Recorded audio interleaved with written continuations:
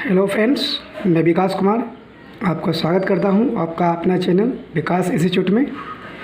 मैंने पिछले क्लास में केमिस्ट्री का 30 क्वेश्चन करवाया था और आज मैं फिज़िक्स का 30 क्वेश्चन करवाऊंगा। और ये क्वेश्चन अगर आप लोग अच्छे से पढ़ लेते हैं तो एक दो क्वेश्चन एग्ज़ाम में नज़र आ जाएगा। ठीक है, तो आज का मेरा पहला क्वेश्चन देखिए क्या है। ब्लैक बॉक्स का आविष्कार किसने किया था? इसका ब्लैक बॉक्स का जो कलर होता है नारंगी कलर का होता है। तो ब्लैक बॉक्स का आविष्कार किसने किया था? तो डेविस वारेन ने किया था। एक डैमलर थे, ठीक है, वो कार्बोरेटर या मोटरसाइकिल का आविष्कार किए थे। ठीक है, एक रोल्टजन थे जो एक्स किरण के खोज किए थे। एक पेलेग्रीन टेरी थे जो टाइपराइटर का खोज किए थे। ठीक है, उसके बाद मेरा अगला देखिए क्वेश्चन। दंत चिकित्सक का दर्पण या लेंस किसका प्रयोग करते हैं उसमें? तो अवतल दर्पण का। एक उत्तल दर्पण होता है तो साइड मिरर के रूप में करते हैं। एक उत्तल लेंस जिसे दूर दृष्टि बोलते हैं, अवतल लेंस निकट दृष्टि के लिए करते हैं। और उत्तल लेंस जिसको होता है उसमें और एक अवतल लेंस होता है ना। तो उत्तल लेंस के लिए अभिसारी लेंस का प्रयोग होता है और अवतल लेंस के लिए अपसारी। वही दोनों का एक ही मीन्स होता है। ठीक है, किसी पिंड का वेग दुगुना हो जाने पर क्या होता है? उसका संवेग दुगुना हो जाएगा या उसकी गति ऊर्जा 4 गुनी हो जाएगी। ए और वी दोनों होगा या ना तो ए और ना ही वी। तो इसका आंसर हो जाएगा उसका संवेग भी दुगुना होता है और गति ऊर्जा भी चौगुनी होती है, यानी ए और वी दोनों।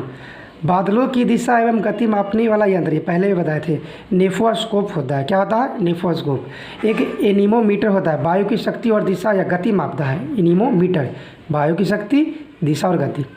हाइग्रोमीटर वायु की अपेक्षिक आर्द्रता। एक हाइड्रोमीटर होता है द्रव की अपेक्षिक आर्द्रता।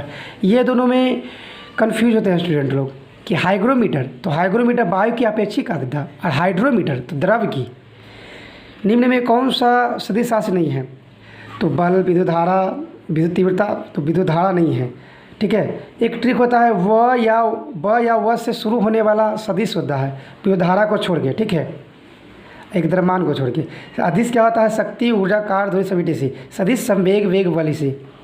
घरों में विद्युत संयंत्र जोड़े जाते हैं किसमें? तो आप जानते हैं समांतर क्रम में जोड़ते हैं और श्रेणी क्रम में फ्यूज जोड़ते हैं। ठीक है, फ्यूज जो गर्म तार में जोड़ा जाता है उसको।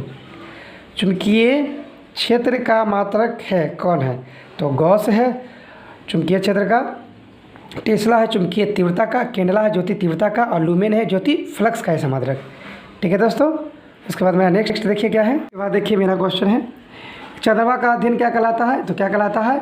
सेलियोलॉजी। ठीक है, एक होता है एरानॉटिक्स, वायुयान का अध्ययन कहलाता है एरानॉटिक्स। एक होता है कॉस्मोलॉजी, ब्रह्मांड का अध्ययन। कॉस्मोलॉजी क्या होता है? ब्रह्मांड का अध्ययन।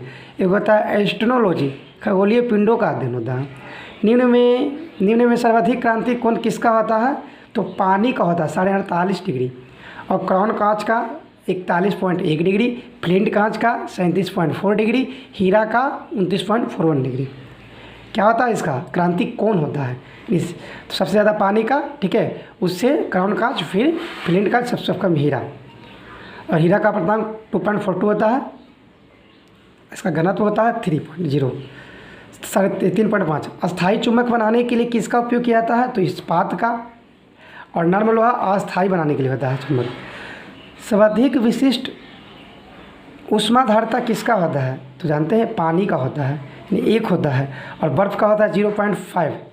ठीक है, और कार्बन का है 0.17, यानी कि इसका सबसे ज़्यादा पानी का होता है। और विशिष्ट ऊष्मा होता क्या है? तो देखिए, अपने में उसको छिपा लेने की आवश्यकता होती है इसमें। ठीक है, विशिष्ट ऊष्मा में जब जल को 0 डिग्री सेल्सियस से 10 डिग्री सेल्सियस तक गर्म किया जाता है तो क्या होता है? तो पहले आयतन घटता है फिर बढ़ेगा, पहले आयतन बढ़ेगा फिर घटेगा, ए और सी दोनों, और पहले घनत्व बढ़ेगा फिर घटेगा। तो बताइएगा क्या होगा? ए और सी दोनों होगा, क्योंकि 4 डिग्री सेल्सियस तक आयतन घटता है, फिर उसके बाद आयतन क्या होता है? बढ़ता है। और 4 डिग्री सेल्सियस पर घनत्व अधिकतम होता है ना। और उसके बाद देखिए, विद्युत का सबसे अच्छा चालक कौन है? तो जानते हैं सिल्वर, चांदी होता है। और पारा एकमात्र ऐसा धातु है जो द्रव समझता है। और ग्रेफाइट क्या है? धातु होते हुए विद्युत का सुचालक है। ये ऐसे विद्युत का सुचालक कौन होते हैं? जो धातु होते हैं, और अधातु कुचालक होते हैं। मगर ये ग्रेफाइट है ना, जो अधातु होते हुए भी विद्युत का सुचालक यानी एक्सेप्शन में है। सोना क्या है? अधातु वर्धता सबसे अधिक, तन्यता यानी सबसे अधिक होता है इसमें। तन्यता सबसे अधिक होता है किसमें? सोना में। उसके बाद देखिए मेरा नेक्स्ट देखिए क्या है, ऐसी तरंग जिनका ध्रुवीकरण नहीं होता है क्या कहलाता है, तो अनुदैर्घ्य तरंगे होते हैं। अनुदैर्घ्य तरंग का उदाहरण ध्वनि है। अनुप्रास तरंग क्या होता है, ये सब प्रकाश, ये सब ठीक है। और विद्युत चुम्बकीय तरंगे तो यानी इसका आंसर होगा अनुदैर्घ्य तरंगे हो जाएगा। ट्रांसफार्मर कार्य करता है एसी पर, ठीक है, यानी अल्टरनेटिंग करंट। एसी को डीसी में बदलना रेक्टिफायर कहलाता है, ये क्वेश्चन भी आता है। एसी को डीसी में बदलना रेक्टिफायर कहलाता है। मुक्त रूप से लटकी हुई चुंबकीय सुई का अक्ष भौगोलिक अक्ष के साथ में कितनी डिग्री का कोण बनाता है, तो 18 डिग्री। जो मुक्त रूप से लटका हुआ है ना, तो कितना डिग्री का कोण बनाएगा, 18 डिग्री। केतली में रखी हुई गर्म पानी किस माध्यम से ठंडी होती है, तो चालन, संवहन, विकिरण, ये सभी विधि से होता है, ठीक है। और केवल गर्म संवहन विधि से होता है कौन, द्रव अवस्था, ठीक है। द्रव और गैस होता है जो केवल गर्म संवहन विधि से होता है, गर्म द्रव और ये। और चालन होता है ठोस में, केवल चालन किस में होता है, केवल ठोस में होता है। और विकिरण गैस और निर्वात दोनों में होता है। यानी चालन बोलेगा तो केवल ठोस में, और द्रव और गैस में बोलेगा तो संवहन होता है, ठीक है। वायु में ध्वनि का वेग बढ़ता है किस में, यानी कि तापमान बढ़ने से, आर्द्रता बढ़ने से, दाब बढ़ने से, यानी ए और बी दोनों होगा। यानी तापमान बढ़ने से ही बढ़ता है, आर्द्रता बढ़ने से ही बढ़ता है, दाब का कोई इसमें नहीं रोल है। पूर्ण सूर्य ग्रहण का अधिकतम समय क्या होता है, यानी